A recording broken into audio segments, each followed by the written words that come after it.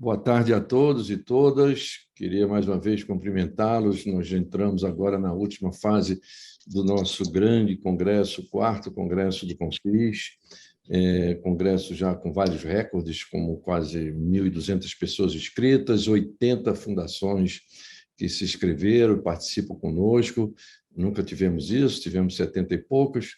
Então, é uma participação muito intensa. Eu queria agradecer a cada um que atendeu o convite da diretoria do Confis, está aqui desde o dia 29, com vários eventos muito bem sucedidos, todos elogiando a qualidade das mesas, dos debates, a oportunidade deles, enfim. Eu queria apresentar a vocês a mesa. Aqui a coordenadora desse debate será a professora Clarissa, presidente da FAPOR, nossa colaboradora e diretora do Confis também. Queria apresentar o doutor Leandro de Brum, que é o nosso TCU, representante do TCU, e o nosso também amigo Cristiano Coimbra, que é da CGU. Todos os dois são muito conhecidos do nosso Confis, estão sempre colaborando. Desde já eu agradeço muito essa trajetória de colaboração que a gente inaugurou, tanto com o Leandro do TCU quanto o Cristiano da CGU. Um abraço a todos por nós aqui do Confis. E ao meu lado, o nosso vice-presidente, o professor Antônio Fernando, presidente da FAPEX e vice-presidente do Confis. Passo então a palavra para a moderadora Clarissa, por favor.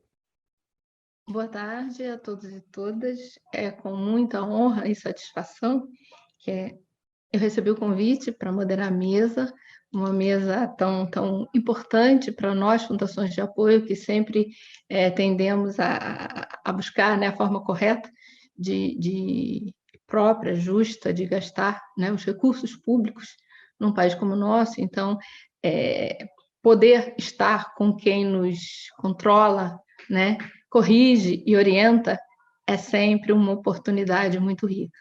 Queria agradecer, né, e convidar a audiência a participar, a fazer as suas perguntas, porque que aproveitem conosco essa oportunidade.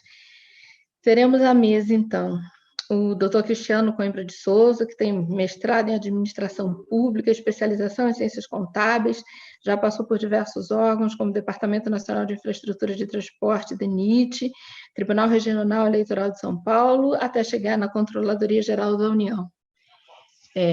O Dr. Cristiano é coordenador-geral da auditoria da CGU, né? E eu não posso me furtar a agradecer, já fiz isso no privado, mas agora em público, sempre, aquele relatório de consolidação de auditorias sobre o processo de relacionamento entre IFES e Fundação de Apoio de 2018. É um material muito rico para a gente. E, né, pelo Tribunal de Contas da União, nós temos o doutor Leandro de Brum, que é auditor federal, e integrou a equipe que ganhou, né, eu fui atrás, o prêmio Reconhecer em novembro de 2020, na categoria Governança e Gestão, com o projeto Estratégia Digital do TCU, que permitiu o redesenho da atuação do tribunal no contexto digital, por meio da criação do mapa de estratégia digital do TCU, que indica o caminho que o TCU deverá percorrer para criar novos paradigmas de controle externo, de forma integrada e colaborativa. Então, eu acredito que a gente tem aqui um momento muito de troca muito rico. Agradeço a vocês, né, antecipadamente por tudo aquilo que a gente vai aprender. Doutor Cristiano, eu acredito que lhe caiba a primeira apresentação, então o senhor teria orientativamente de 25 a 30 minutos. Né? Então, muito obrigada. Vou mutar meu microfone e lhe assistir. Obrigado. Boa tarde a todos. Obrigado, Clarice, pela fala inicial. Obrigado, Peregrino, pelo convite. Em nome do professor Peregrino, eu cumprimento todos os membros aí do Confis e cumprimento aqui também o Leandro, nosso colega aí do TCU, que a gente tem conversado muito sobre os rumos aí das nossas auditorias e de como a gente pode realmente evitar sobreposição nos nossos trabalhos e agregar realmente no funcionamento aí do setor de educação superior. Eu separei aqui uma fala mais rápida sobre a nossa estratégia mais recente de avaliação de um tema que é muito caro, né? Recentemente é um tema muito caro para o Brasil e para as universidades federais, que é o assunto inovação. Esse tema ele é um tema, né, que puxa o desempenho de forma transversal de todas as áreas de uma universidade, né? Então a gente procurou priorizar isso e aí procurar trazer um pouquinho também em que medida isso aí, essa avaliação nossa tem relação com a atuação das fundações de apoio, justamente porque estão no meio do processo, né? No processo de inovação, é um ator crítico dentro do processo. Então, vou compartilhar minha tela aqui, só um instante.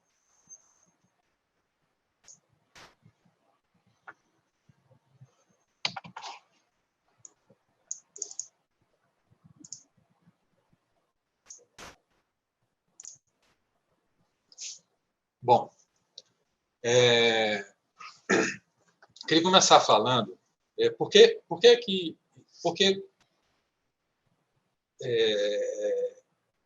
gostaríamos de fazer esse trabalho aqui na CGU com esse nome, né? Economia da Inovação nas Universidades Federais. Mais recentemente, a gente tem buscado aqui na Controladoria fazer avaliações de políticas públicas para o Centro de Governo, né, para o Ministério da Economia, para o Conselho de Monitoramento e Avaliação de Políticas Públicas, e nossa atuação aqui tem focado muito em aspectos de desempenho, logicamente abordando também aspectos de compliance, mas o desempenho de certos fenômenos, né, dentro das instituições de educação superior, às vezes elas explicam muito melhor a qualidade do gasto público, e a gente procura cada vez mais entender isso e buscar avaliar esse tipo de coisa. Eu diria que o que explica esse nome, Economia da Inovação nas Universidades Federais, é a nossa percepção aqui da CGU de que sempre houve a cadeia de valor de pesquisa, ensino e extensão, ela sempre foi complexa, mas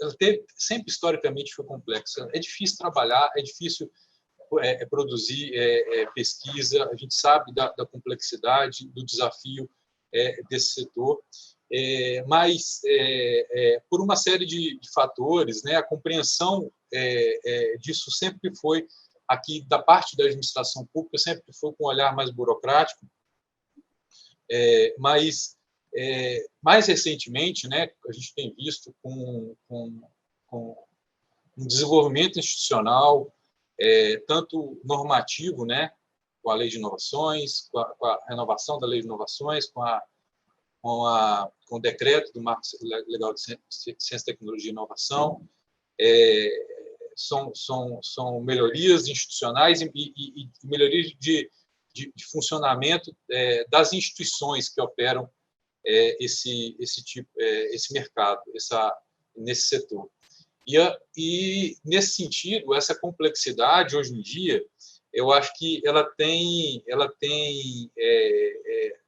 sido trabalhada com mais sofisticação, né? Eu acho que a gente tem um dilema aí, que é quanto mais sofisticado que a gente possa ser no trabalho desse tipo de tema, acho que a gente tem agregação de valor para quem que a gente precisa entregar esse valor, né, que é, no final, o desenvolvimento da sociedade brasileira, e em contrapartida, uma visão anterior burocrática, né, às vezes, de cumprimento de legislações que a gente tem tentado superar aqui no CGU como abordagem, né?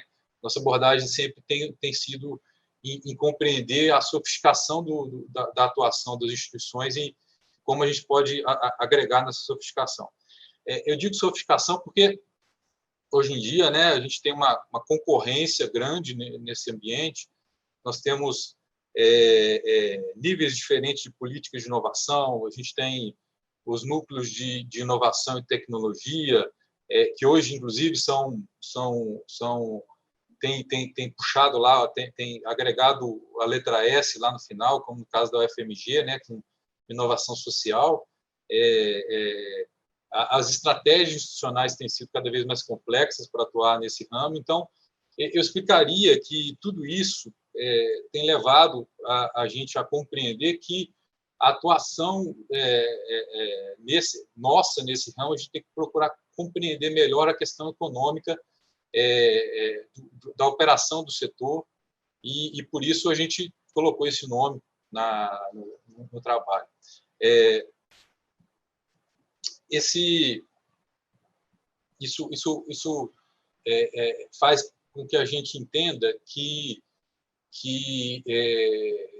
não é uma solução. A gente sabe que, pela quantidade de atores que trabalham com inovação dentro do ambiente universitário, e aí a Fundação de Apoio no meio como um elemento crítico, a gente sabe que o desenvolvimento de serviços e produtos em inovação, ele não é vertical, né? A gente sabe que esse setor não é verticalizado, é mais horizontalizado mesmo, pelo envolvimento, pela cadeia complexa de valor, e por isso a gente tenta, nesse trabalho, fazer uma análise nessa dimensão. Então, vou passar com vocês aqui um pouquinho de umas premissas que tínhamos, né? Que temos para o trabalho. Primeiro, um contexto de institucional, né? E de desempenho institucional. A gente sabe que o Brasil, hoje, em termos de publicação científica, tem relevância mundial, 13ª nação, né, em termos de publicação científica de relevância mundial.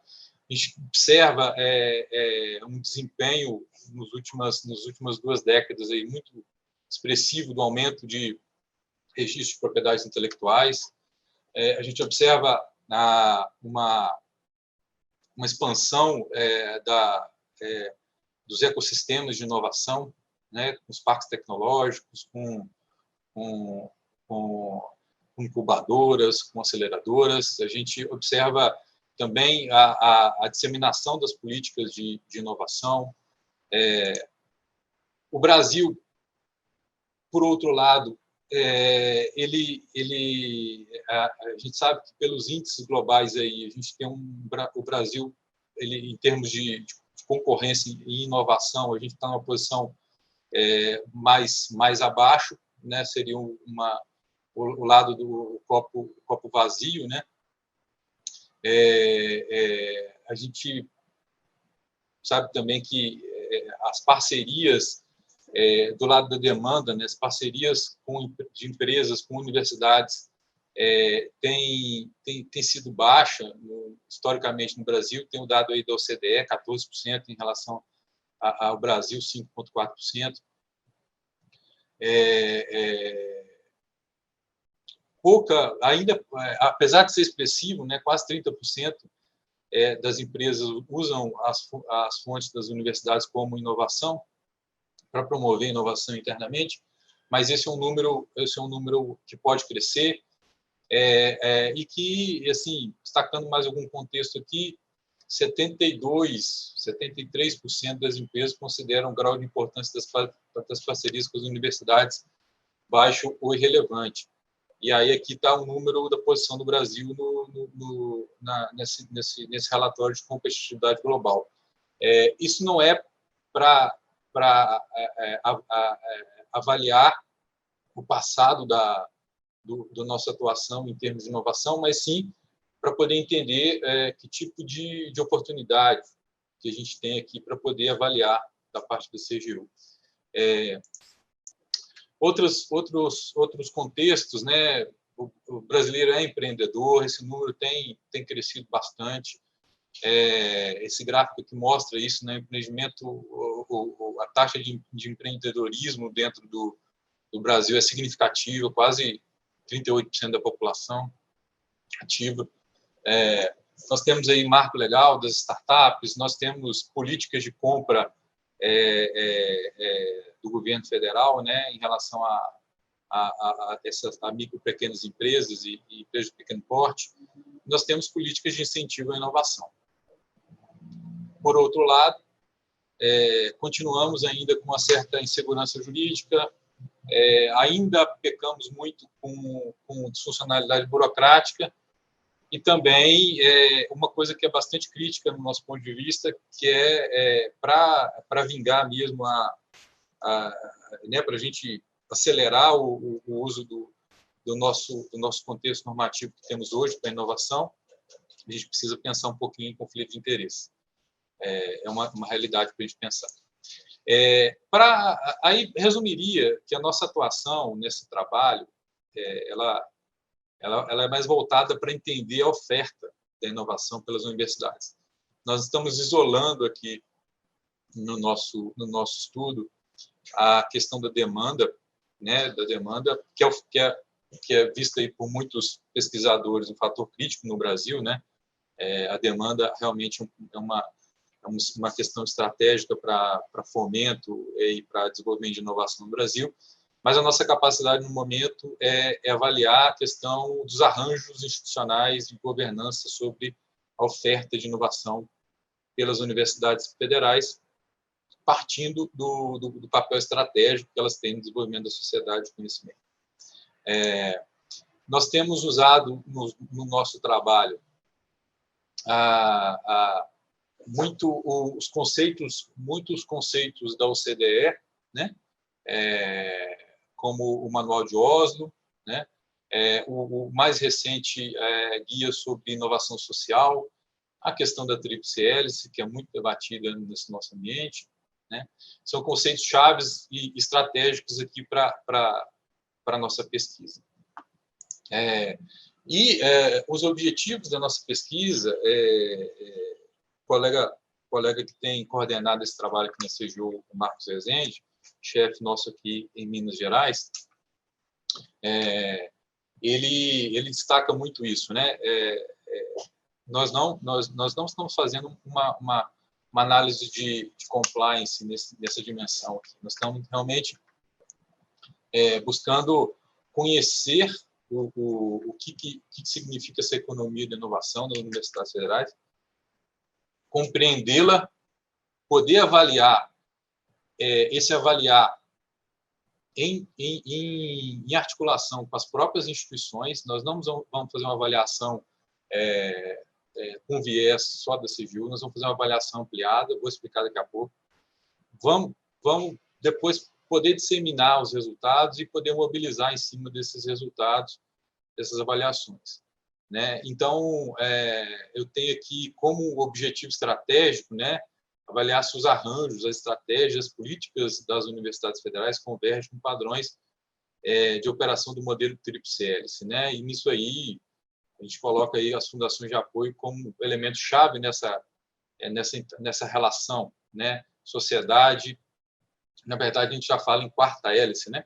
Sociedade, governo, universidade e empresa, né? A gente vai procurar avaliar resultados de inovação, padrões das parcerias que são feitas nesse ambiente, maturidade dos ambientes de inovação, racionalidade dos incentivos que as instituições colocam e também dos incentivos externos às instituições, como acontece com o CAP, CNPq, INEP, e a implementação estratégica dentro das instituições dessa missão que é fundamental para as universidades, da quarta missão, que é a missão de inovação. Temos uma estratégia, uma abordagem estratégica aqui, como eu falava, né? Estamos fazendo avaliação em todas as universidades, coletando, vou mostrar aqui um pouco sobre os itens da coleta que estamos fazendo, de informações, fazemos testes adicionais em uma amostra de universidades, porque partimos também para avaliar projetos de pesquisa, ensino e extensão que possam promover inovação, testes na CAPES, no CNPq e no FINEP, e análise, por fim, uma análise de base de dados para poder complementar essa avaliação. Aí, aqui eu começo a colocar um pouquinho para vocês sobre do que estamos falando na prática, né? O que estamos abordando. Então,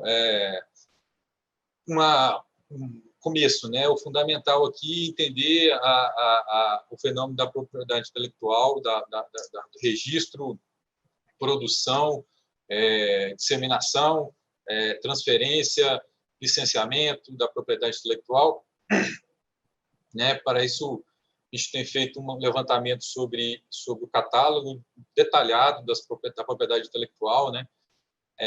Junto com os núcleos de inovação e tecnologia.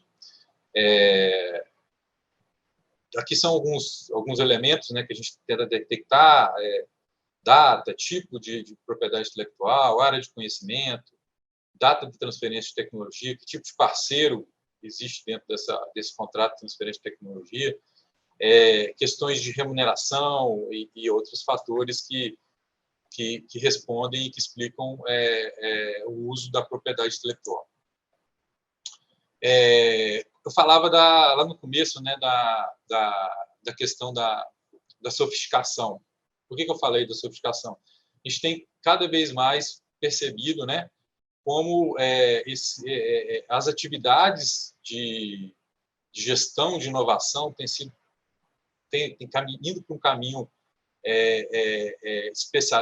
de especialização, de desafios grandes, né?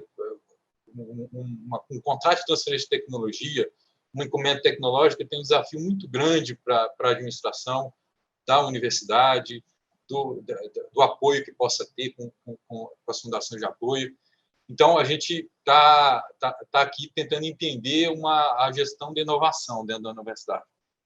Então, com triagem, né, a questão da triagem e projetos e acompanhamento dos projetos de pesquisa e prestação de serviço, processo decisório, transferência de tecnologia, né, a questão do abandono de propriedade intelectual, que é um fator crítico também, né, porque não é acumular patentes, por exemplo, não é um fim em si mesmo, né. A gente sabe de alguns indicadores sobre patentes, mas que são estratégicos para as instituições, mas também precisamos entender em que nível isso aí tem representatividade, como essas patentes têm gerado royalties para as instituições. Aí, engatando nisso, né, a receita e os custos das propriedades intelectuais e o processo decisório, né, para a proteção da propriedade. Partimos para uma linha também de entender a questão de fomento interno de inovação, né, com formulários para entender as questões de gestores, né, e dos ambientes de inovação. Gestor de inovação, né, ressalto aqui também que já venho acompanhando algumas políticas de inovação que saem aí mais recentemente das instituições. Tenho visto a abertura para parcerias com fundações de apoio como gestores desses ambientes. Isso, do meu ponto de vista, é um fator crítico, porque, como falava no começo, né, nós não podemos entender essa cadeia de valor de um ponto de vista muito verticalizado, né, com a universidade fazendo tudo, mas sim com diversos atores atuando nesse processo. Então, né, componentes, incubadoras, aceleradoras, os parques tecnológicos, né, e outros instrumentos aí de financiamento e inovação, inclusive a Embrapi, que tem sido aí uma estratégia também do Ministério da Educação para fomentar a inovação nas instituições.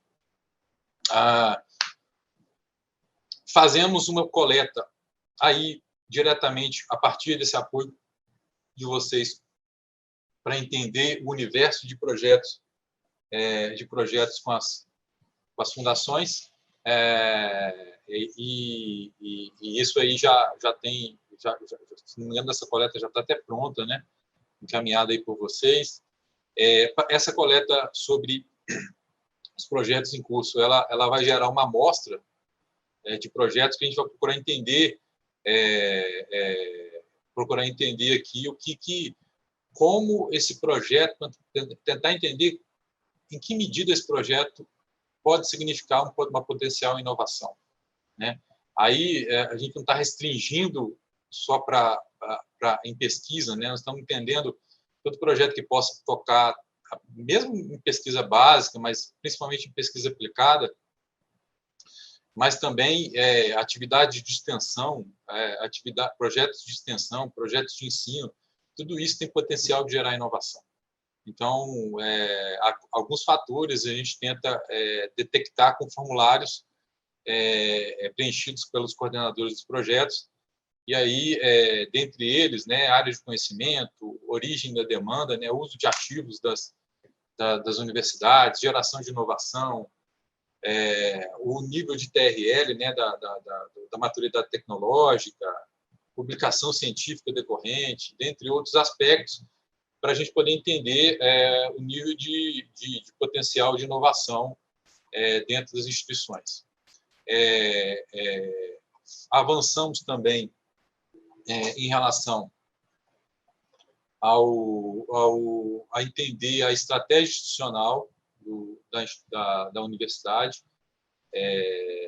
e aí conversar com vocês é crítico nesse momento aqui, porque entender estratégia institucional sobre inovação é também entender o relacionamento com as instituições, né, com as fundações de apoio.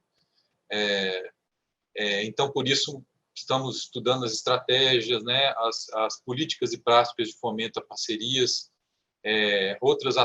tratamento de conflitos de interesses, né, avaliação. A inovação sempre é um assunto que precisa ser avaliado, né, dentro das instituições, e simplificação de processos, né, que vocês também entram das fundações de apoio também tem muita contribuição nesse nível de desburocratização. Avançaria aqui para um estudo sobre a abordagem do tema inovação nos PDIs das instituições. Fazemos algumas avaliações adicionais nas políticas de ensino, de progressão de docentes, estudando casos de inovação para entender esse fenômeno nas universidades. E, por último, aqui, como estamos estudando oferta, né,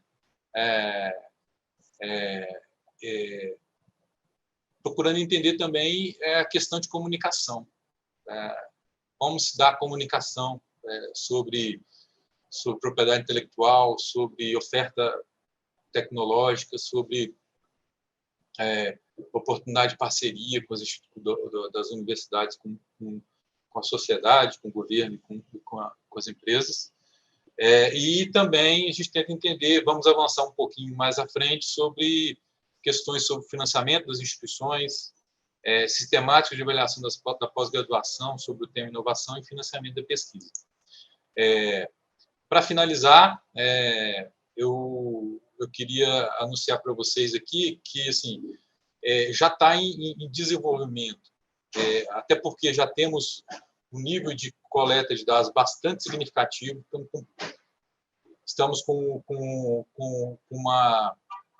pouca pendência nessas coletas e nessas avaliações que falava anteriormente aqui, e aí a nossa intenção é fazer uma coisa mais inovadora, é discutir, antes de ter um relatório para discutir, é discutir a informação com quem participou da pesquisa. Tá? É discutir a informação. Então, temos montado aqui uns painéis dinâmicos para poder mostrar todos os testes que fazemos com os dados coletados, os indicadores que estamos montando.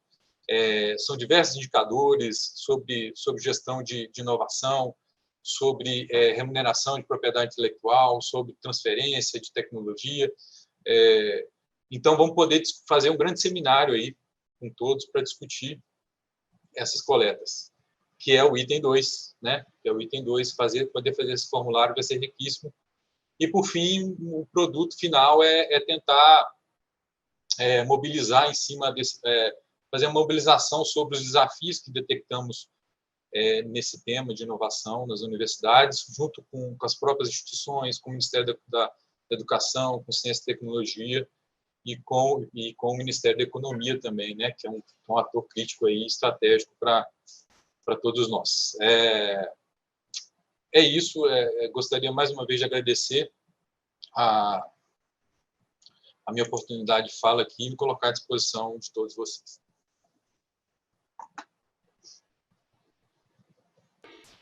Obrigada, doutor Cristiano. Então, agora, pela sua apresentação, e agora a gente vai ter o prazer de ouvir o doutor Leandro, quando, então, ao final das duas apresentações, a gente daria início ao nosso momento de discussão. Doutor Leandro de Brum, por gentileza, de 25 a 30 minutos para a sua apresentação. Olá, boa tarde a todos e todas, obrigado. Eu tive um pequeno problema técnico, eu estou aqui em São Paulo participando de um evento, então estou no hotel. Eventualmente a gente vai ter esse problema, né? Mas eu queria agradecer aí ao Peregrino, a professora Clarissa, também por nos convidar à participação do TCU aqui esse evento, que é muito importante, muito interessante. A gente está sempre aberto a fazer interlocução, conversar, tirar dúvidas e, enfim, trabalhar em benefício da sociedade, né? Para quem não me conhece, então acho que já fui apresentado, mas vou repetir, né? Eu sou o Leandro, sou auditor do TCU, e 2 anos atrás o tribunal teve uma reorganização administrativa e, em resumo, foi criada uma diretoria nacional de universidades. Eu fui convidado para assumir essa diretoria, então hoje eu trabalho nessa diretoria, abrangendo, assim, tendo como clientela todas as 69 universidades. Fisicamente eu trabalho em Porto Alegre, mas a nossa equipe é uma equipe nacional, né? A gente consegue atuar de forma ampla em todas as 69 universidades. Vamos passar aqui esse slide. Tá, eu preciso deixar uma mensagem inicial, eu sempre coloco isso, mas ela é importante, tá? Que, eventualmente, se eu expressar uma opinião aqui no nosso evento, no nosso congresso do Confis, não necessariamente essa opinião vai ser a opinião do TCU. Você sabe, o tribunal ele atua mediante processos de controle externo e se expressa mediante seus acórdãos. Então, qualquer entendimento, qualquer opinião que o tribunal tiver que se expressar, vai estar no acórdão do tribunal. Então, eu estou aqui falando como auditor do TCU, como servidor, atualmente como diretor da área de universidades, mas não necessariamente a minha opinião vai representar a opinião do tribunal. Então, é importante deixar essa mensagem. Segunda mensagem que eu acho que é importante aqui para a gente também, para o evento, e sempre gosto de colocar isso, é em relação à missão do tribunal. Alguns anos atrás, talvez 4 ou 5 anos, o tribunal tinha essa antiga missão, né? Aquela missão estratégica dos órgãos, das instituições, e a missão estratégica do tribunal tinha esse verbo, né? Controlar a administração pública. E eu acho que a partir de uma série de reflexões e amadurecimento do tribunal e da própria sociedade e da administração, a gente direcionou agora a nossa missão para aprimorar a administração pública em benefício da sociedade. Parece só uma pequena mudança ali de um verbo, né, de controlar para aprimorar, mas acho que tem uma mensagem, uma diretriz importante de que aquele antigo viés que os órgãos de controle tinham e que é muito questionado, né, muito discutido, e eu concordo que há muita razão nessas discussões, de que os órgãos se prendem muito ao controle formal, controle do meio, né, do que está acontecendo ali na administração pública, do contrato, da licitação, do carimbo, não faz sentido mais atualmente, né, na nossa sociedade atual e na administração pública, aquele antigo controle ele não deve ser digamos, a visão das instituições. Então, a gente está trabalhando para aprimorar a administração pública. Claro que a gente não perde também aquele foco de controle em certas situações, né? Sempre que necessário, até por mandamento constitucional e legal, o TCU não vai deixar de realizar ali o controle na área meio, em contratos, em pagamentos, em licitações. Mas, de toda forma, assim, a nossa visão é aprimorar a administração pública, sabe das dificuldades, dos problemas e, enfim, tudo que há aí na administração, mas a gente está trabalhando de forma integrada, articulada com as entidades para aprimorar. O Peregrino trouxe aqui para esse evento, como o objetivo do evento, dessa mesa, que a gente discutisse o que afinal de contas, né, o que o TCU e a CGU querem das fundações de apoio. E aí eu fiquei pensando assim, né, a gente já fez muitos trabalhos, existem muitos trabalhos do TCU, como existem muitos trabalhos da CGU acerca das fundações de apoio. O Ministério Público também tem vários trabalhos. Mas mesmo assim ainda existe essa dificuldade, né? Existem questões ainda que merecem ser aprimoradas. Então a apresentação eu vou tentar trazer isso, né? Talvez com essa diretoria que foi criada 2 anos atrás das universidades, a gente já tem um conhecimento maior da questão e está assim, como eu também costumo dizer, né? A gente está tomando café da manhã com a universidade, almoçando na universidade, jantando na universidade, está ampliando o nosso conhecimento, estabelecendo também certos consensos aqui dentro da diretoria, dentro da área técnica do tribunal, a respeito dos projetos, do relacionamento entre as universidades e as fundações de apoio. Então, é nesse sentido que eu vou fazer a apresentação. Eu não vou focar especificamente aqui na apresentação acerca dos projetos de inovação, porque eu vou falar também, né, os projetos são muito diversos. Existem os projetos lá da 8958, projeto que ensina, de ensino, de extensão, de desenvolvimento institucional também. Então, eu vou falar de forma geral sobre o relacionamento com as fundações de apoio e dizer aquilo que a gente gostaria de ver, né? O que a gente realmente quer das fundações de apoio. São importantes essas diretrizes aí na relação público-privada, da administração pública, também todo mundo conhece, eu não vou nem falar muito, né? Mas a gente tem que pensar no interesse público, no bem comum, nesses princípios administrativos, na transparência e nas linhas de defesa. As linhas de defesa, para quem não conhece, né, é um modelo que estabelece ali uma primeira linha de defesa de controles administrativos, ali de manuais, de checklists, de segregação de funções, uma segunda linha que se refere às instâncias que vão avaliar aquela primeira linha e sugerir para a gestão as melhorias, então, ouvidoria, controladoria, comitê de gestão de risco, comitê de ética, e a terceira linha é a auditoria interna. Eu não sei, não conheço, e eu vou falar disso também depois, como essas linhas de defesa estão dentro das fundações de apoio, né? Principalmente a segunda linha. Terceira linha, eu não saberia nem dizer se existiria dentro da instituição uma auditoria interna, né? Creio que não. Deve existir a auditoria externa contratada. Mas, principalmente, a segunda linha de defesa é muito importante dentro da fundação de apoio. Tá? Então, a gente vai... Uma das coisas que talvez aí responda essa pergunta do Confis é o que o TCU quer da fundação de apoio. Nós queremos segundas linhas, né? Hoje se fala até em as 3 linhas, né? No modelo anterior, eram as 3 linhas de defesa, mas nós queremos segundas linhas dentro das fundações de apoio, fortes e atuantes. Então, comitê de gestão, comitê de ética, política de integridade, tudo isso dentro das fundações de apoio também. E aí, para a reflexão inicial, antes de entrar propriamente no tema que foi pedido, que eu dividi entre o que a gente não quer, o que não queremos, né, e o que queremos.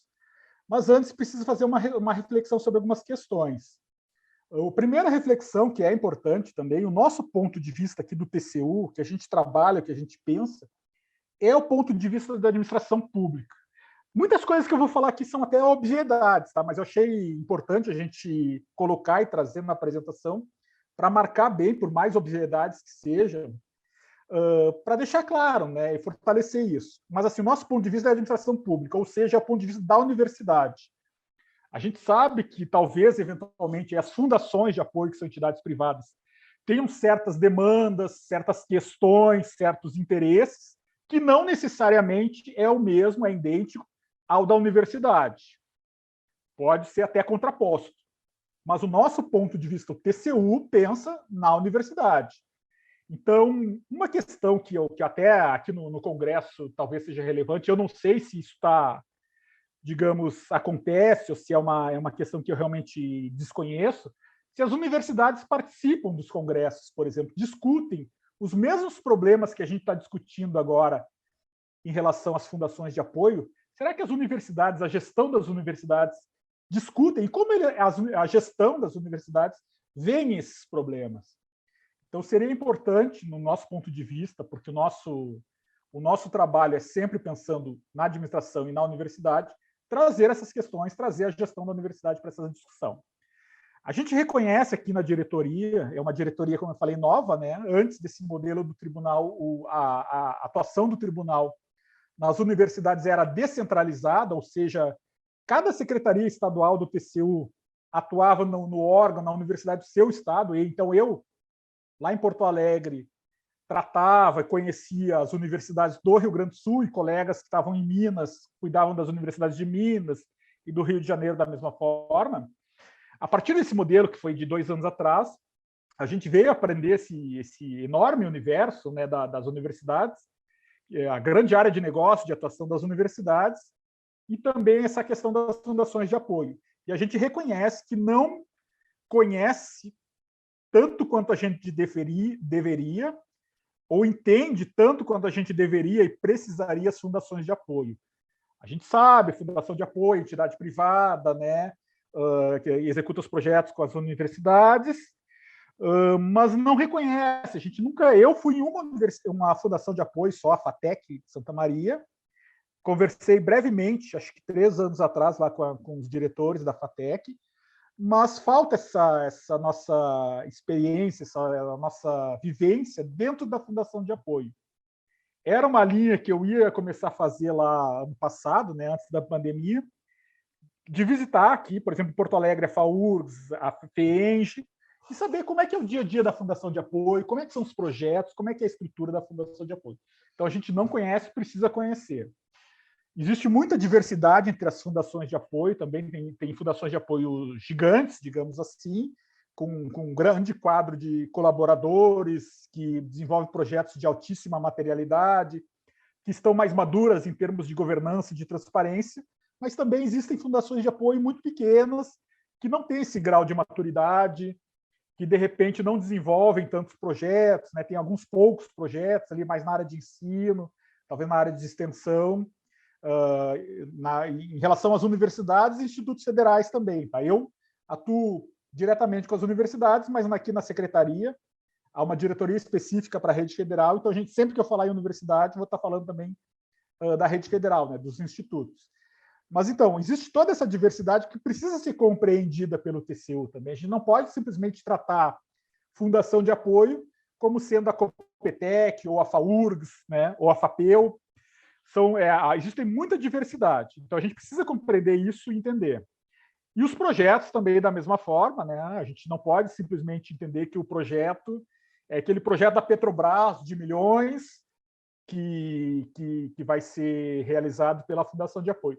Por mais relevante que ele seja, por mais impacto econômico, social, em termos de pesquisa ele seja, a gente tem que lembrar lá que existem os projetos de desenvolvimento institucional também, que também têm um certo risco, né? Precisam ser examinados, e projetos menores de ensino, de extensão, menores ainda, eu diria, né? Esses projetos, a própria origem dos recursos, né? Projetos que o recurso vem originário via TED da FUNASA, TED do DENIT, TED da CAPES, para, via fundação de apoio, serem executados. Então, a gente não pode tratar da mesma forma esse tipo de projetos. Ainda em termos de reflexões iniciais, a gente sabe disso também, a obviedade, de novo, mas é importante falar sobre as controvérsias e preconceitos acerca do modelo das fundações de apoio. Eu ouço muita gente falar, muita gente conversa comigo e traz ali certas questões, né? A fundação de apoio, acho que o próprio Peregrino já falou isso, né, Peregrino? Aquela questão de fundação de apoio é o caixa 2 do reitor. Eu acho que isso não está no acórdão do tribunal, tá, Peregrino? Acho que não é essa frase ou esse trecho, caixa 2 do reitor, não é de acórdão do tribunal. Acho que é um documento, um estudo que foi feito por um servidor há algum tempo atrás, né, num outro paradigma, talvez, num outro contexto, e aí essa frase estava ali.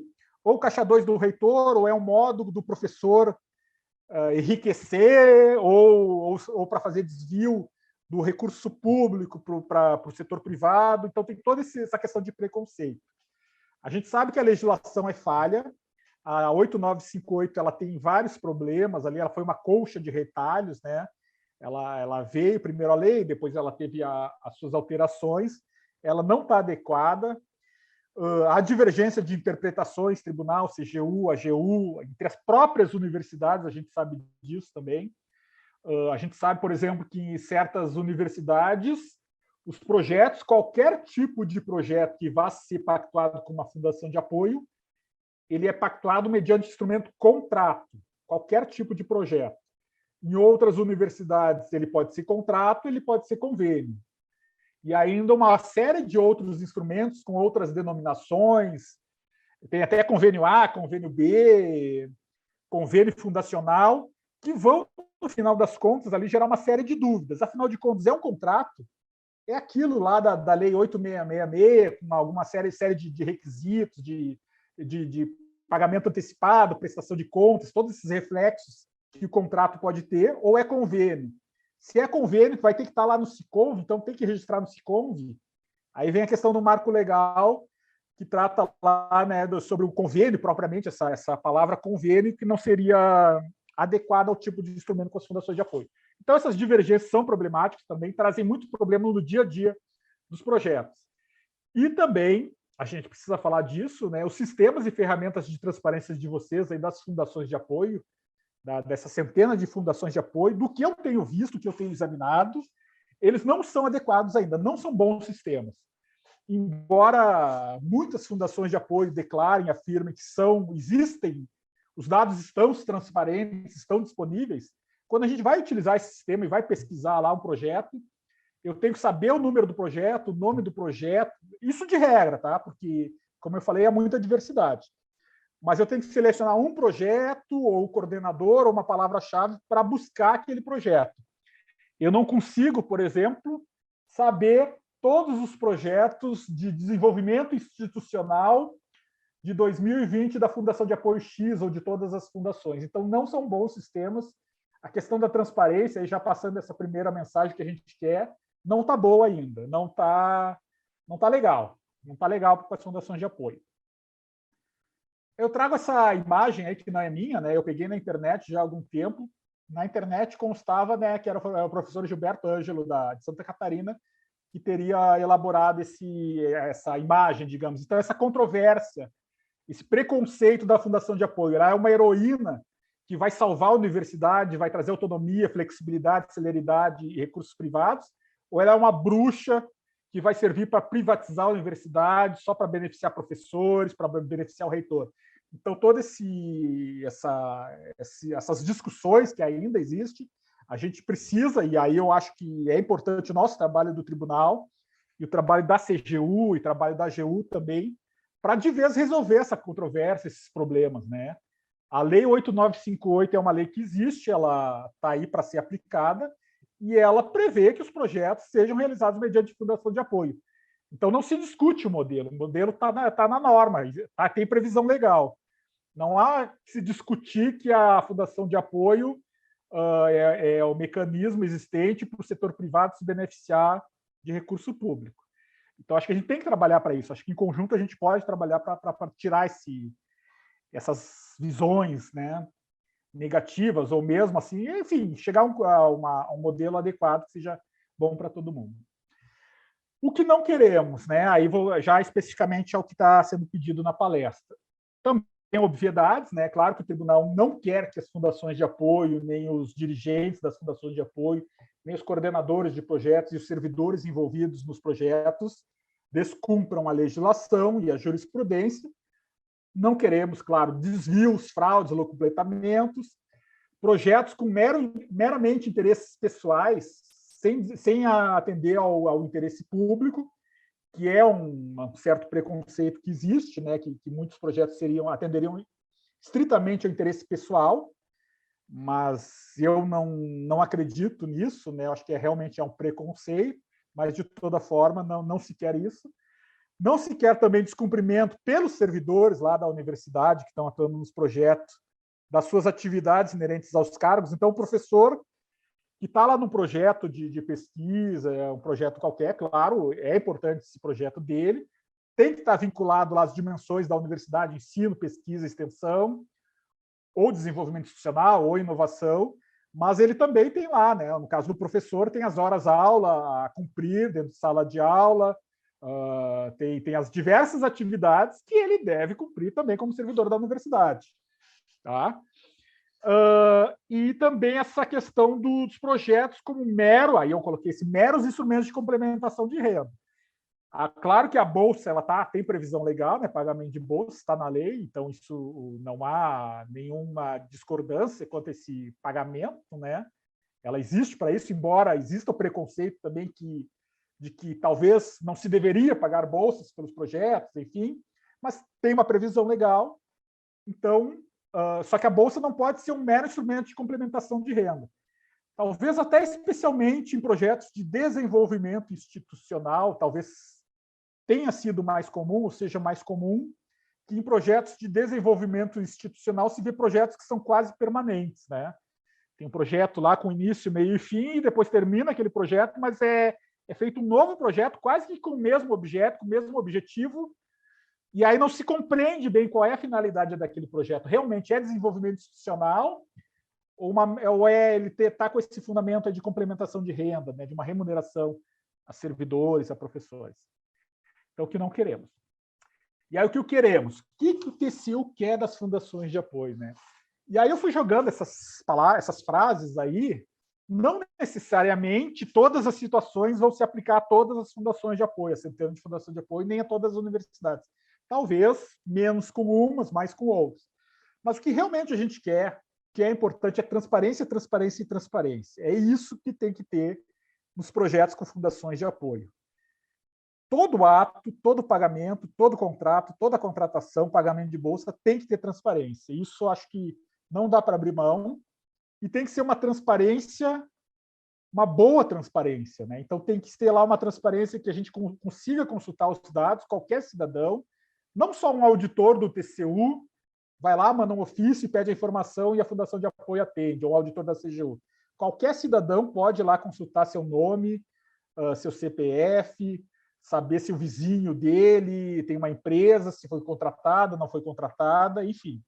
E isso tem que ser amigável, de acesso amplo e fidedigno também, né? Atualizado. Precisa esses dados, essa transparência, precisa ser completa e fidedigna. Não posso entrar num sistema lá da Fundação de Apoio, fazer uma pesquisa de um projeto, saber dos pagamentos, e aí tem uma planilha em PDF lá que me diz que fulano recebeu R$1.000 de bolsa. Ok. E aí eu mando um ofício para a Fundação de Apoio, e a Fundação de Apoio me responde, não é bem isso. Fulano recebeu 1.000 um mês, mas durante 2 anos ele recebeu esses R$1.000 mensais. Então, ela tem que ser uma informação completa e pública para todo mundo. E eu acho que isso deve acontecer nas fundações, nos sistemas, mediante dados abertos. Acho que todo mundo sabe também, né, como é o mecanismo de dado aberto, mas ele é uma informação que se coloca ali na internet, bem ampla, né, em planilhas, em CSV, em modelos, né, em formatos, são acessíveis e podem ser trabalhados pelos interessados. Então, eu acho que poucas ou talvez nenhuma fundação de apoio tenha isso, essa plataforma de dados abertos. A gente sabe que tem um custo disso também. Qualquer ação da fundação de apoio, da universidade, ou mesmo aqui do TCU, tem um custo, né? Então, a gente sabe disso, que tem um custo, que algumas fundações talvez tenham recursos maiores para fazer isso, uma plataforma de dados abertos, outras não tenham certa dificuldade, mas é algo a ser trabalhado. Digamos, o futuro, aí, o que a gente quer, né, o que a gente vislumbra é dados abertos, colocar ali e deixar em formato de dados abertos, respeitando a lei, respeitando a LGPD.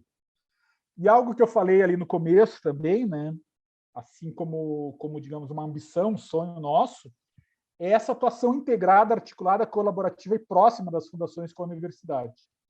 Eu não sei se todas as fundações de apoio, como é o relacionamento da fundação de apoio com a universidade, com a gestão da universidade. Não é nem lá com com o coordenador do projeto, com o pesquisador, é com a gestão da universidade. Mas me parece, em alguns casos eu fiquei até bastante surpreso, que parece que são dois universos diferentes em alguns casos. Parece assim que a universidade está aqui, é ela, e aí quando ela precisa atuar com a Fundação de Apoio, ela tem que mandar um ofício para a Fundação de Apoio para pedir uma informação, fica lá num outro universo, talvez até aquela questão dos interesses contrapostos, né? E uma falta de alinhamento. Eu acho que, por mais que a Fundação de Apoio seja uma entidade privada e ela apoia, né, a universidade é apoiada, tem que trabalhar de forma colaborativa e de forma próxima. E aí entra uma questão que a gente não conhece mesmo, precisa conhecer, é o próprio papel do reitor ou da reitoria da alta administração da universidade nas fundações de apoio. Eu não sei, tenho até essa curiosidade no geral, se o presidente ou diretor da fundação de apoio ele é designado, indicado pelo reitor ou não, se os dirigentes das fundações de apoio são designados, qual é o papel do Conselho Superior da Universidade em relação à fundação de apoio. Eu acredito que isso também é muito diverso, né? Cada fundação de apoio tem lá no seu estatuto alguma regra, mas é interessante para a gente conhecer isso. Talvez é um trabalho que a gente tem que fazer no tribunal, com vocês, com as fundações de apoio, para conseguir identificar e conhecer. A gente precisa conhecer. Né? Para amar ou odiar algo, a gente precisa antes conhecer esse algo.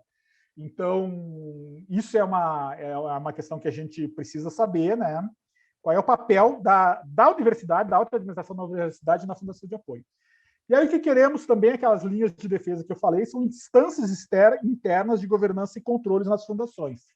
Política de integridade. Todas as fundações têm política de integridade, fazem gestão de risco, tem comissão de ética, a fundação de apoio, ela tem uma política de transparência, ela monitora a sua própria transparência.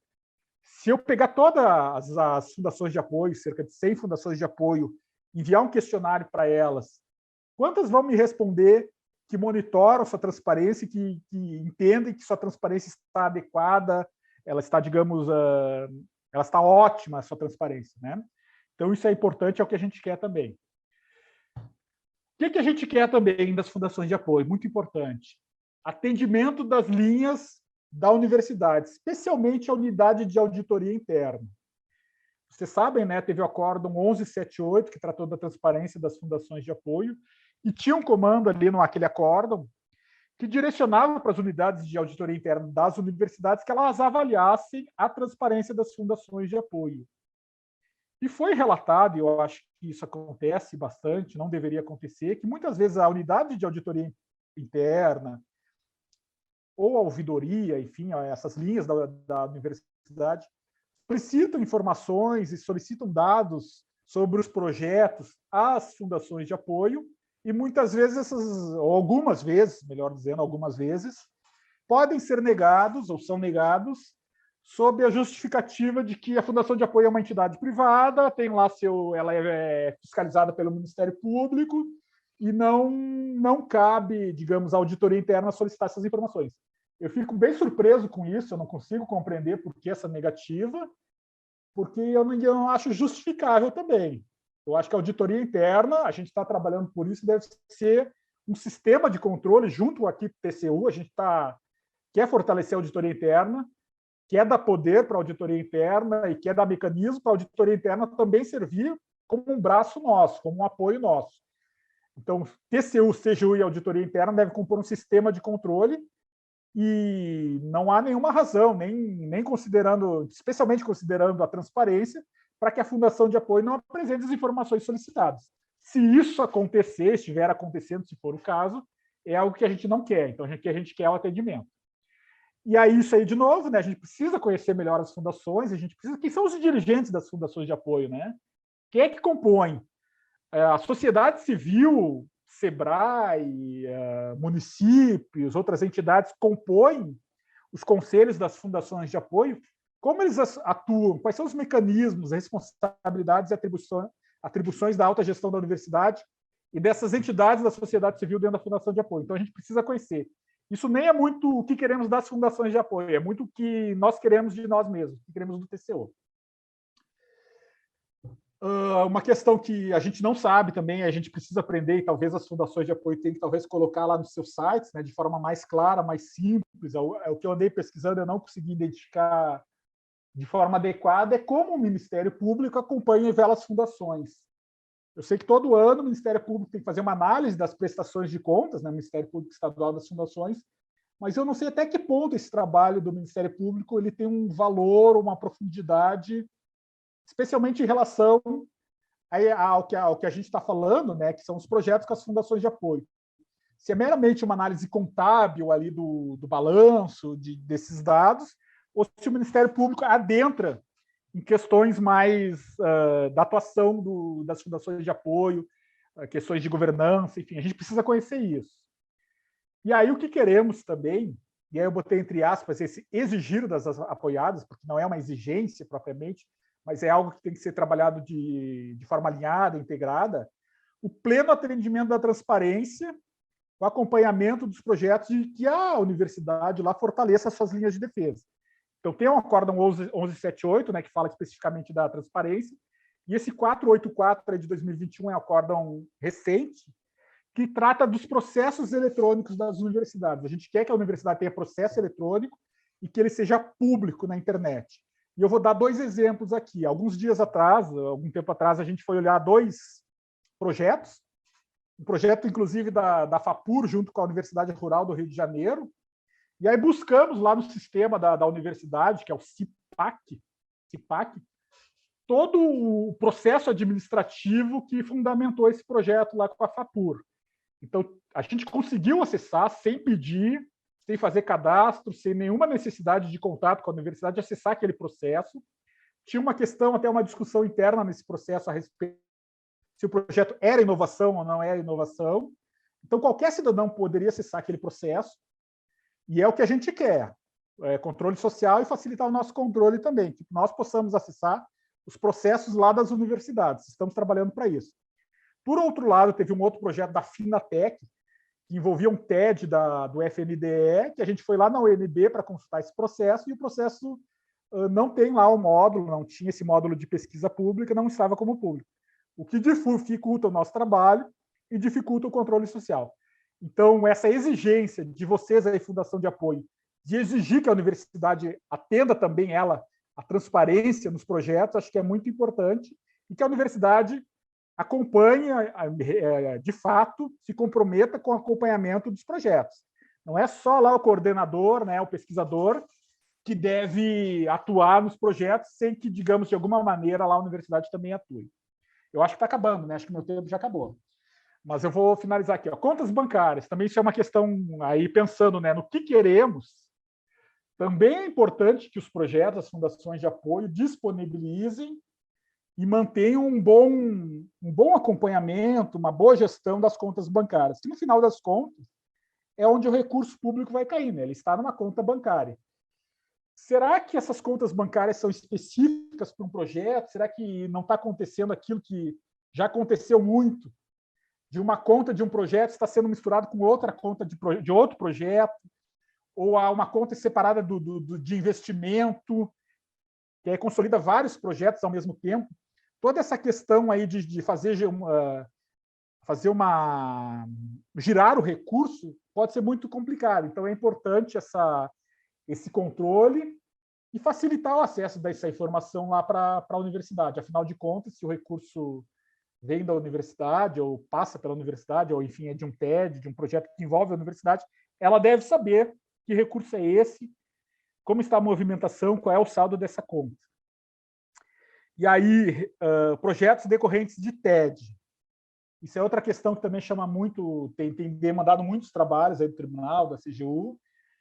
Antes do decreto esse 10426 aí, que ainda não está bem implementado, eu diria, os TEDs tinham uma normatização muito ruim, muito frágil, e, em resumo, o órgão repassador lá, a FUNASA, o DENIT, os ministérios, em geral, repassavam recursos para a universidade, né, descentralizavam, melhor dizendo, o orçamento, e a universidade fazia um projeto, um contrato, um convênio com a Fundação de Apoio para executar esse projeto de interesse lá da CAPES, por exemplo, da Universidade Aberta da CAPES, ou da FUNASA, ou do DENIT.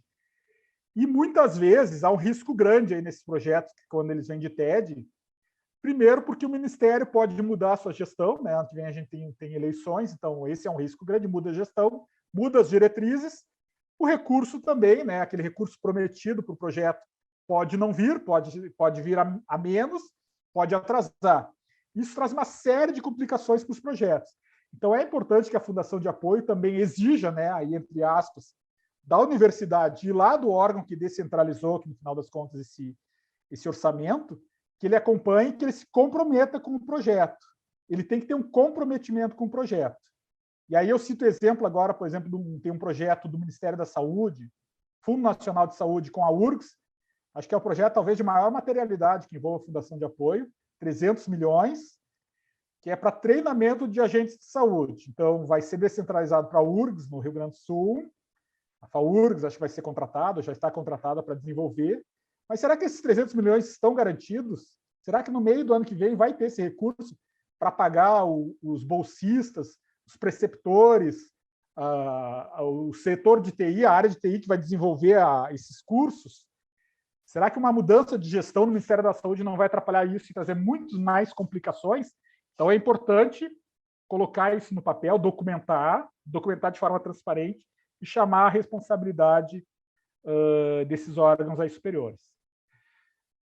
De novo aqui. Bom, agora sim é o último slide, tá, gente? O que a gente quer? A gente quer essa parceria de vocês aí, fundações de apoio, por duas linhas de atuação que a gente tem conversado, já tem processo tratando isso, já falei no outro evento que teve lá do Confis, acho Nordeste, e com o Peregrino também, que é um aperfeiçoamento da legislação, especificamente o decreto 7423, ele precisa ser aperfeiçoado. A gente sabe que lá no MEC, lá na CESU, tem já um processo tratando disso, mas acho que o que vem sendo feito lá nessa mudança do decreto não é ainda o que precisa ser feito. Porque essa mudança que está sendo tocada lá é uma mudança só mais a respeito das condições de credenciamento das fundações e renovação de credenciamento, questões do GAT. A gente acha que precisa ser mais profundo isso. O decreto tem que estabelecer, afinal de contas, qual é o instrumento das fundações. É contrato? É convênio? Em quais casos é contrato? Em quais casos é convênio? Deve ficar lá na plataforma Mais Brasil em tais casos ou não deve? Valores de bolsa, questões sobre a bolsa, questões sobre a DOA também pode, acho que dá para colocar no decreto também. Então, todos esses aperfeiçoamentos, todas essas questões, dúvidas, lacunas, a gente deve trabalhar junto. Eu acho que o TCU, CGU, AGU, Confis e as universidades e institutos federais para aprimorar o decreto. Acho que aproveitar esse momento aí e aprimorar esse decreto. E também trabalhar que os projetos sejam geridos e publicizados lá da Mais Brasil, que é antigo Siconv, né?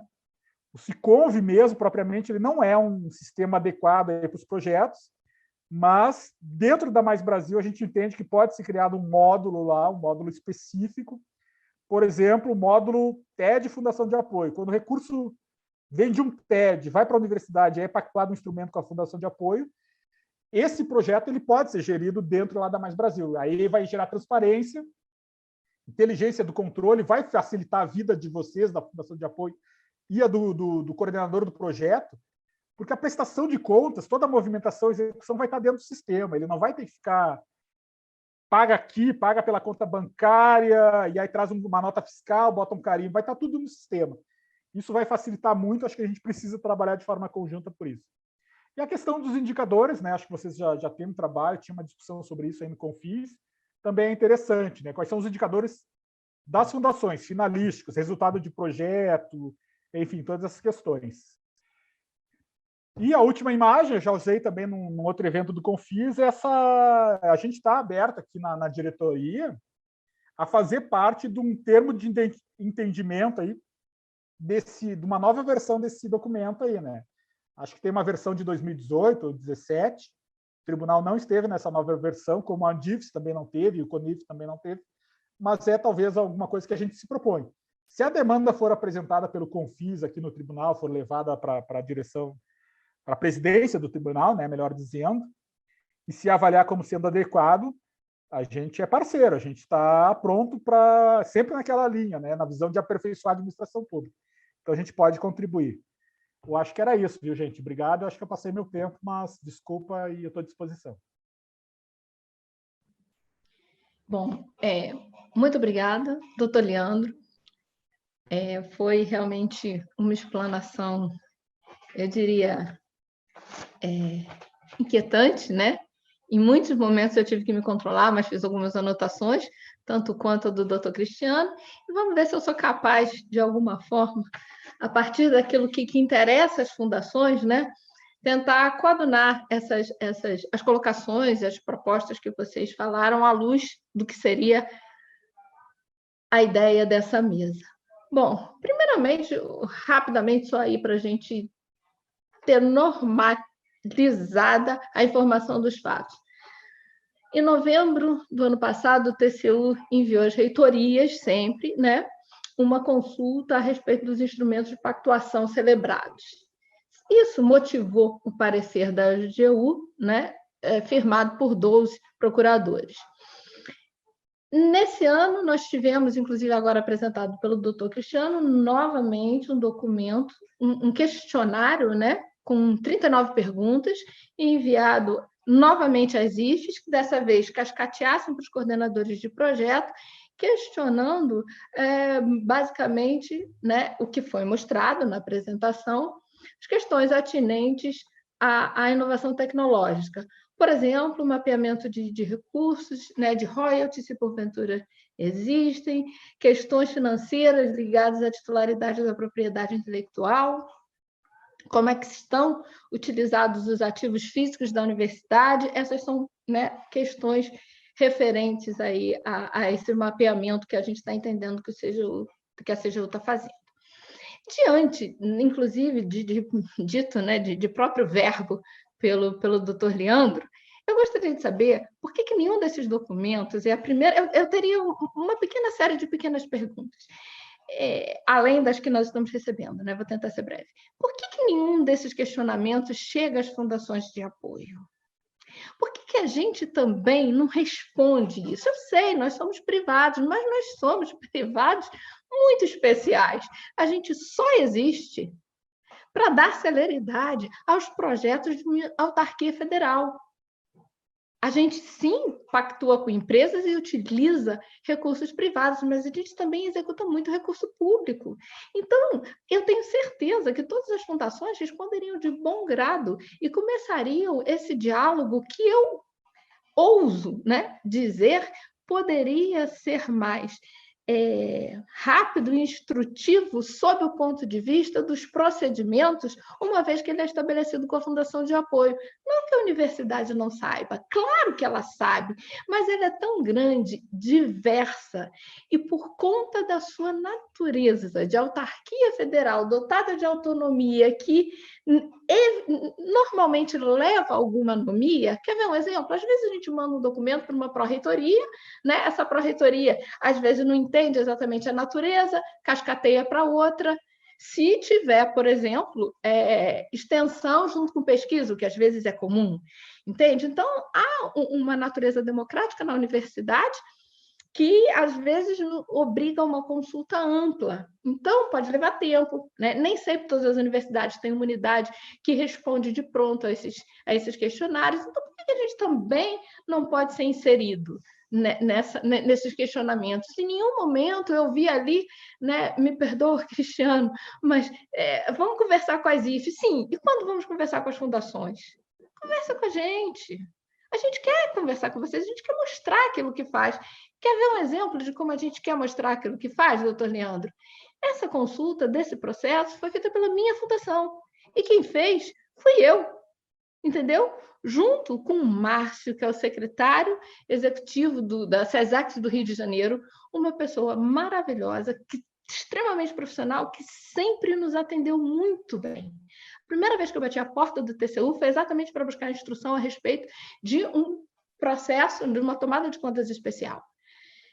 Fomos muito bem recebidos, nos instruíram corretamente, montamos um recurso de revisão. E agora eu tenho a elaboração de um projeto substantivo em curso que eu não gostaria de cometer um erro. Você sabe por quê? Porque quando uma universidade ou qualquer outro segmento, às vezes, olha um projeto de 20 milhões, que tem inovação tecnológica, eu, na fundação, o TCU corrige pela Selic. Eu já aprendi isso. Eu não vejo esses milhões todos. Eu vejo daqui a 5, 6 anos, caso haja algum problema, a gente tendo que devolver isso corrigido. Percebe?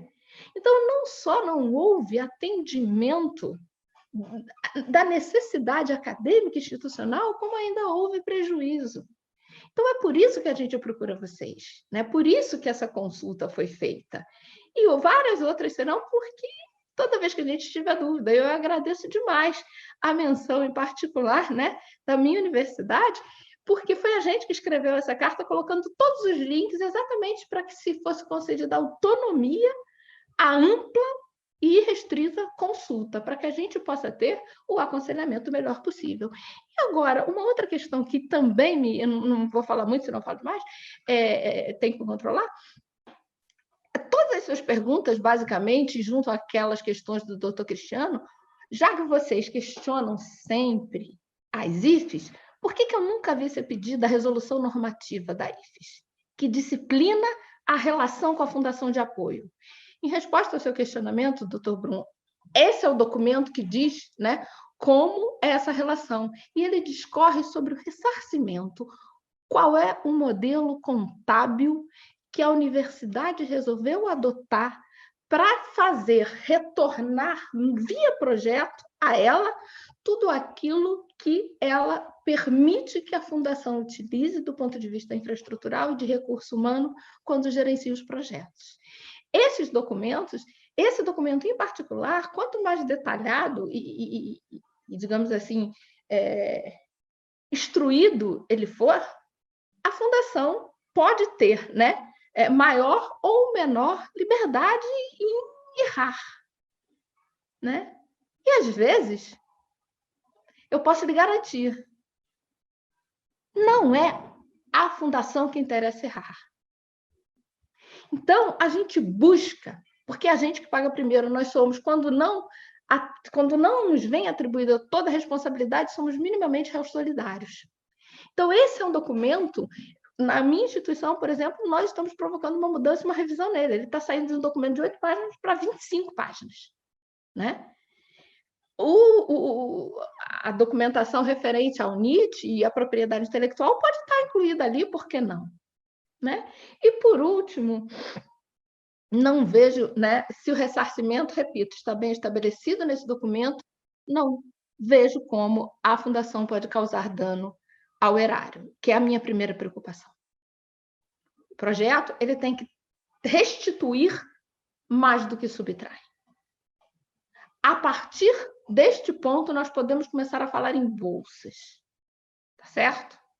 Então, esse é um diálogo bastante interessante que eu sugeriria, né, porque não, já que as IFES são sempre questionadas, viesse quantificado a partir das resoluções normativas existentes. Bom, a partir disso que a gente ouviu, eu só tenho ainda a acrescentar que, em algumas fundações, a diretoria, o diretor, o presidente é nomeado pelo reitor, em outras não. Né? Então, isso é muito diverso. Na minha, por exemplo, não é. Então, eu gostaria de ouvir de vocês, a partir, né, do próprio documento emitido pela Controladoria Geral da União, que diz que os resultados demonstram que 75% das IFES não verificam se as fundações de apoio possuem regularmente o controle do ressarcimento para cada projeto desenvolvido. Essa é uma informação de 2018. A gente já está falando em como é que vai mapear os royalties, né? Nesse contexto, não caberia, talvez, um olhar mais detido, primeiramente, sobre os mecanismos de ressarcimento? Bom, eu posso falar rapidinho, então, pode ser? Essa questão de por que a gente pediu lá ao ofício as informações sobre os projetos para a universidade, né? Como eu disse, o nosso olhar, o nosso ponto de vista é sobre as universidades. Ela é a nossa clientela, nós somos um órgão de controle da administração pública. Existe uma relação universidade-fundação de apoio que é importante, a gente sabe, A gente precisa conhecer, acho que é isso que a senhora colocou, é muito importante mesmo, a gente quer trabalhar para isso, por isso eu coloquei ali, precisamos conhecer as fundações, precisamos conhecer, precisamos entrar nas fundações e saber realmente como é que é o dia a dia. Mas, naquele momento, naquela oportunidade, a gente queria saber da universidade, da gestão da universidade, quais eram os instrumentos, ou como o reitor, ou como a reitoria, os altos dirigentes, viam esses instrumentos, para que eles nos respondessem. Então, por isso, o nosso questionário foi direcionado para as universidades, não para as fundações de apoio. Tá? Mas não pediram a resolução normativa. Não pedimos, até porque está na internet, né? Tudo está na internet, a gente realmente não pediu. O nosso objetivo naquele trabalho foi bem focado. O UFRJ, Rural do Rio de Janeiro, quais são os tipos de instrumentos que vocês pactuam? Pactuam contrato, pactuam convênio, pactuam não sei o quê? Tá, me explica aí mais ou menos aí, né, qual é a diferenciação. Porque são 69 universidades, 100 e tantas fundações de apoio, a gente precisava estabelecer um foco naquele trabalho, né, que era um trabalho preliminar, uma produção de conhecimento, não era nem uma auditoria. Então foi esse o objetivo, por isso que a gente direcionou para a gestão da universidade. E de regra é isso que a gente vai fazer, sabe? Qualquer atividade, a gente tem que induzir o reitor, né, a reitoria, que ele tenha as informações, que ele saiba. Então, se eu tiver que saber, eu preciso saber quais são os valores que estão nas contas bancárias da Fundação de Apoio. Qual é o valor que está lá? 1 milhão, 10 milhões, 100 milhões. Eu não vou direcionar esse ofício para a Fundação de Apoio. Eu tenho que pedir para o reitor, para a universidade, para que ele me apresente isso, porque ele tem que saber quanto é que tem na conta bancária da Fundação de Apoio. Se ele não sabe, ele vai pedir para a Fundação de Apoio. Então, é nesse sentido. A gente quer, então, aí voltar a conhecer melhor as fundações de apoio. A gente tem pouco tempo, né? Acho que eu vou dar o tempo para o Cristiano aí agora, e o Peregrino levantou a mão lá também. Então, obrigado, Clarice, pela pergunta e pela provocação, acho que foi muito boa. Sobre a questão do contato, né, do relacionamento nosso, a gente aqui, na verdade, não é porque nós não gostaríamos de entender a visão da Fundação de Apoio sobre determinadas situações. É porque, realmente, quando a gente faz a nossa provocação de uma auditoria, a nosso contato de auditoria, como o Leandro falou, é porque existe um protocolo aqui, como existe no TCU, de passar pela instituição que a gente tem competência de fazer auditoria, certo? Então, é sempre esse caminho, esse é o caminho mais racional para a gente aqui. Não quer dizer que, se num trabalho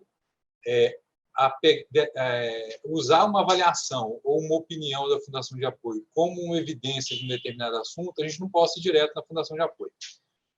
Isso é aberto, não tem problema nenhum. Mas só que quando a gente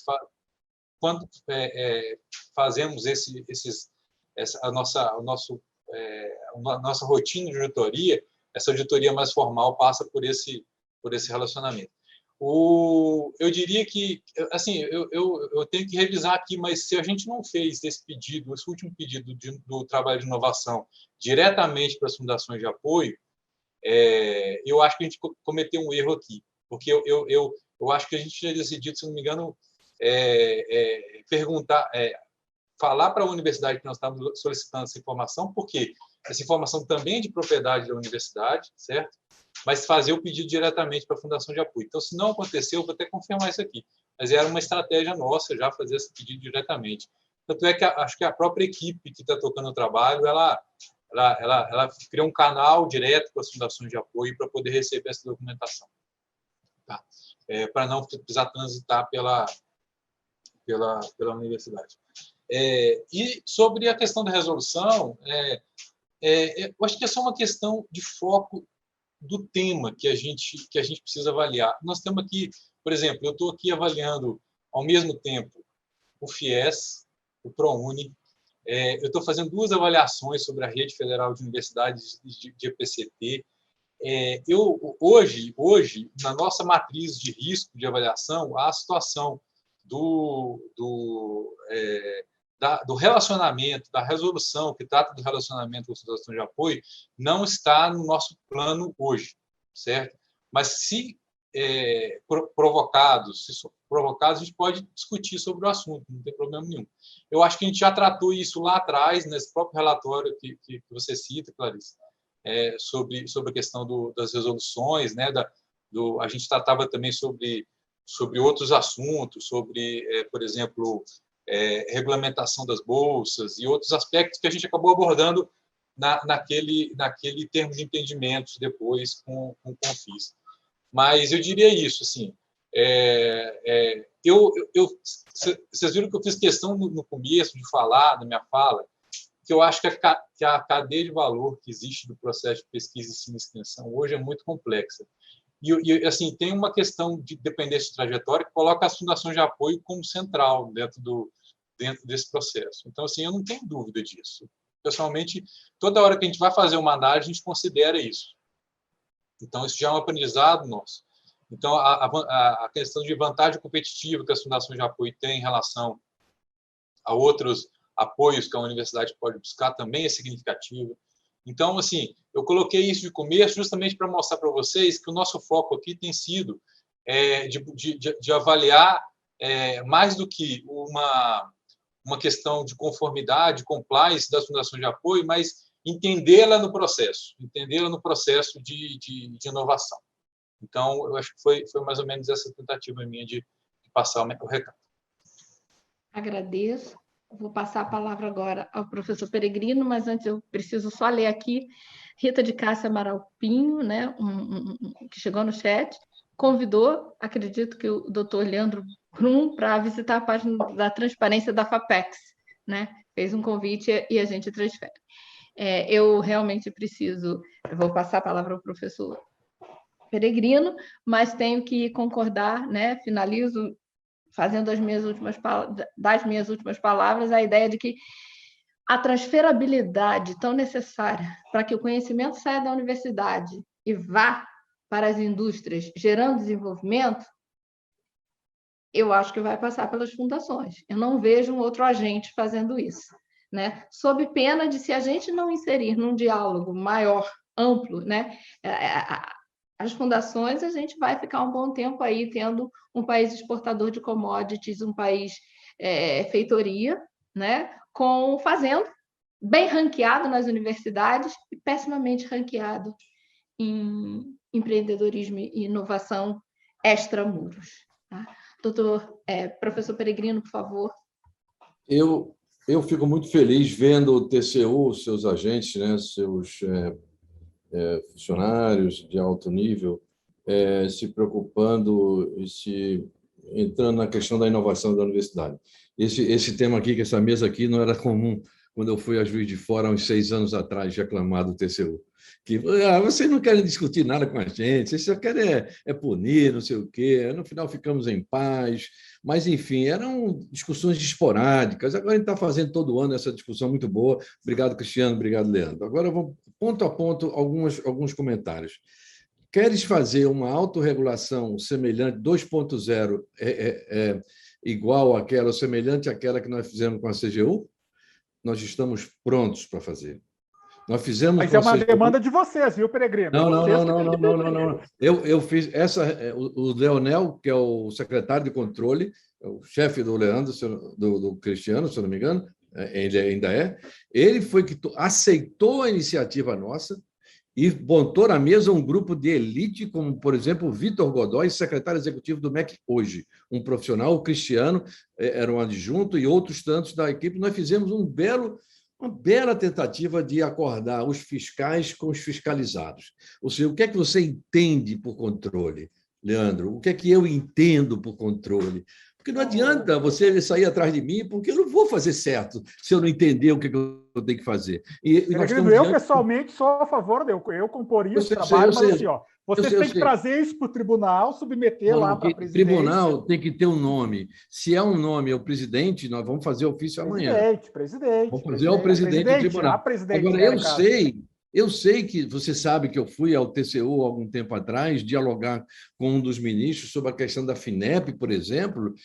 Entrou e saiu e não resolveu ainda. E nós temos premência de resolver esses problemas, esses embrólios jurídicos. Mas não vamos. Depois a gente abre outra mesa. Entregou o documento, Peregrino? Tem que entregar um documento.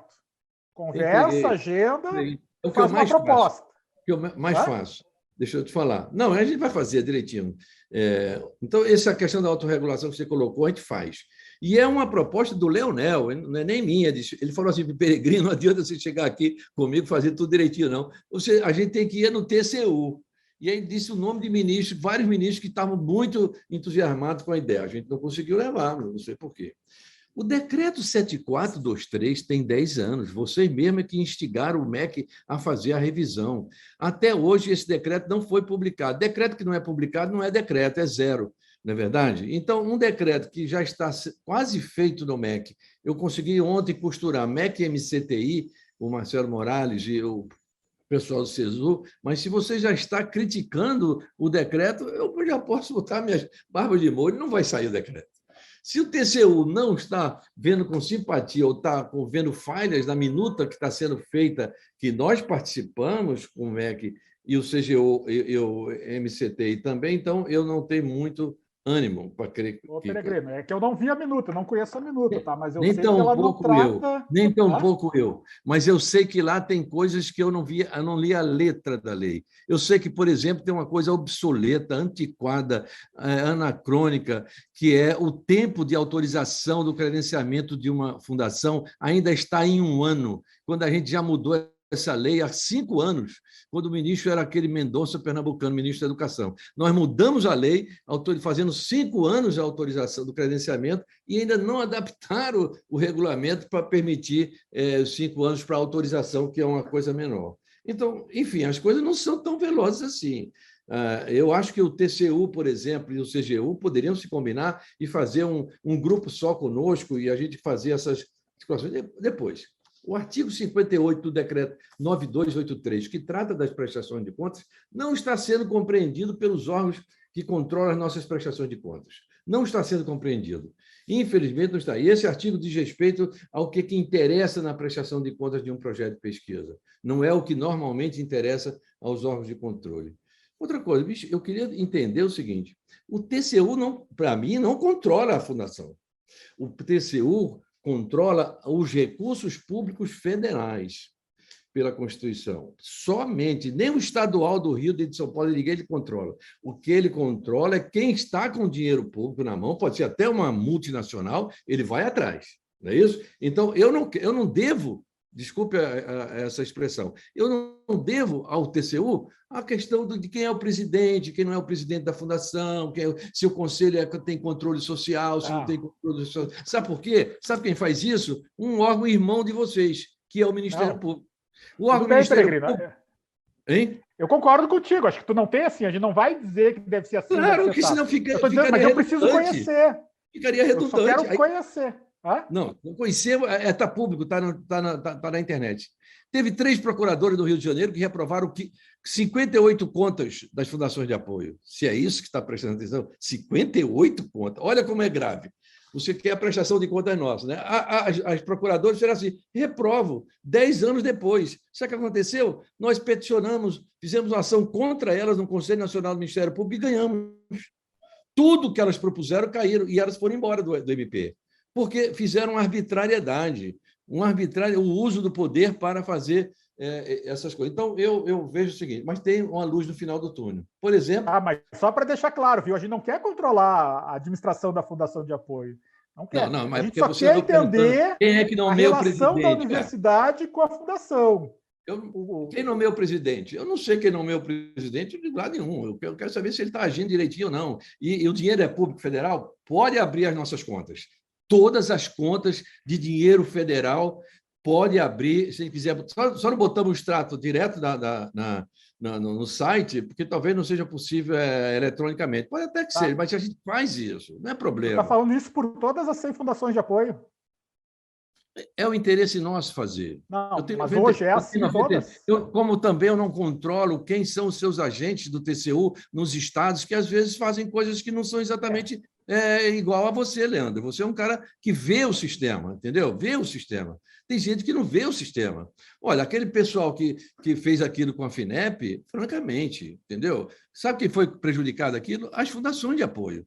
Quase, né? Seus convênios foram reprovados 10 anos depois.